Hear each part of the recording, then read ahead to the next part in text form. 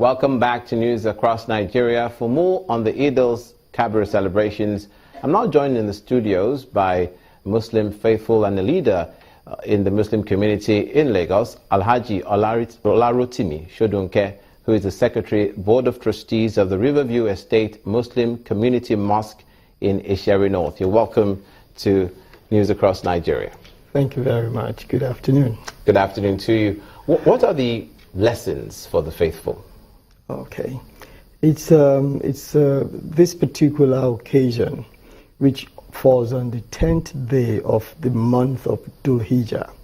And the month of Dhul Hijjah is actually the month in which the Hajj comes to its crescendo. Sorry, I have a little bit of a frog in my throat. Yeah. Hajj in itself is the 5th pillar of the religion of Al-Islam. And it is enjoined on everyone to make an attempt that journey, that journey of a lifetime, at least once. Now, the 9th day of the month, you'll see on the Mount Arafat, which is also called the Mountain of Mercy, you see Muslim faithfuls all assembling around there and all supplicating and praying to Almighty God, Almighty Allah, the creator of man and entire universe, with a lot of passion, with a lot of emotions as well. You see people actually weeping. And why is that? That's the combination of the rite of passage, which we call the Hajj. Okay. But it signifies just more than that. It's the point on planet Earth where our forebears, the first man and woman created by Almighty God, that was where they were reunited after Almighty God showed them His mercy, after He had expelled them from the Garden of Eden, from the Garden of Bliss. So to make that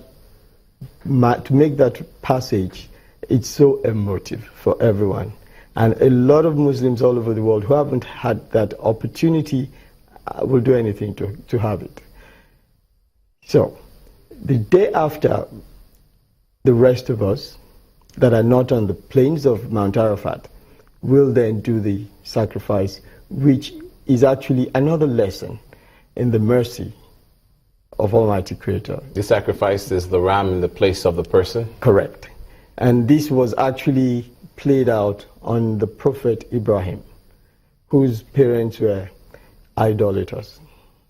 But as a young man, he had vowed he would do everything to worship the one God.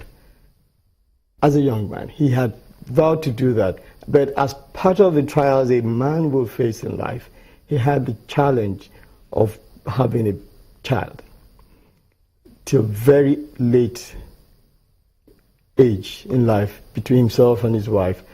And the Almighty God finally blessed them with a child.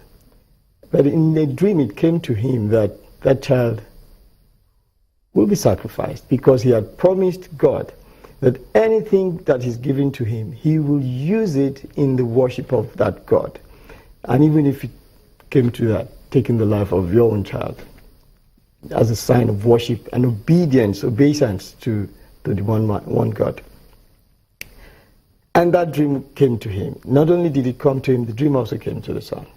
And when father and son got together to talk about it, the son said, lo and behold, Father, if that's what your Lord says you should do, you'll find me in a state of peace. Do it. So the son agreed? He agreed. But you can imagine in our common lives, which woman will allow you to take his child or her daughter out for sacrifice? Okay.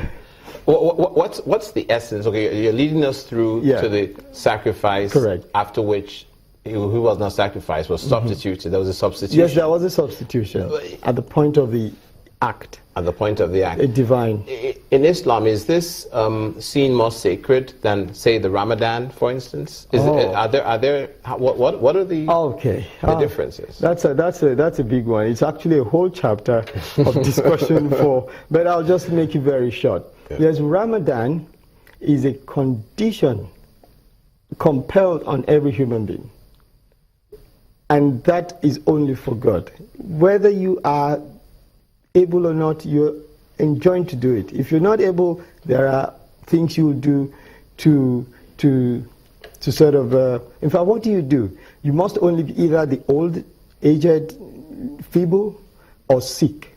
And you will definitely do it outside the month of Ramadan. So there is no giving it up on that one. But this one is not compelled on everyone. However, the 10 first days of the month of Dhul Hijjah is said to be as bounteous in blessings to the faithful as any of the 30 days of the month of Ramadan. Okay, so you have it in a capsule, as it were.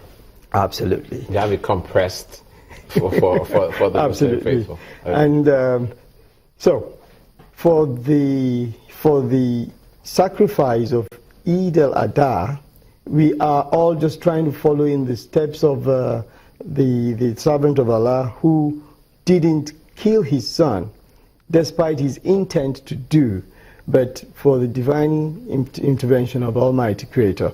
So we also practice that. So it's actually a sober day, as it were, because you can imagine if each and every one of us was called upon this morning, well, it's today for us to do that sacrifice. Sorry to interrupt you, but let's bring it home now to contemporary times that we're living in. We've heard the president, Muhammadu Buhari, speaking of Nigerians should be steadfast. We've heard the former governor of Lagos State, Senator Ahmed Tinubu, also calling for resilience and hanging on, as it were, in spite of the harsh economic realities. That's right. What do you say to this? What do you think? It's actually that. It's patience. It's teaching us. This teaches us patience. Bountiful quantity of patience for the ordinary man, as well as for the feast. You're not going to eat it all alone. In fact, you're enjoying to share it in some given proportions, actually in 3 proportions. Feast with your family with a portion, share with your ummah, those are other Muslims in your neighborhood with a portion, and also to extended neighbors, whether Muslims or not. Share a portion with them. So, thank you so much, sir, for your time. I'm coming on News Across Nigeria and expounding on the history and the contemporary encouragement from our leaders for EID-EL-KABIR. We've been speaking with Alhaji Olarotimi Shodunke.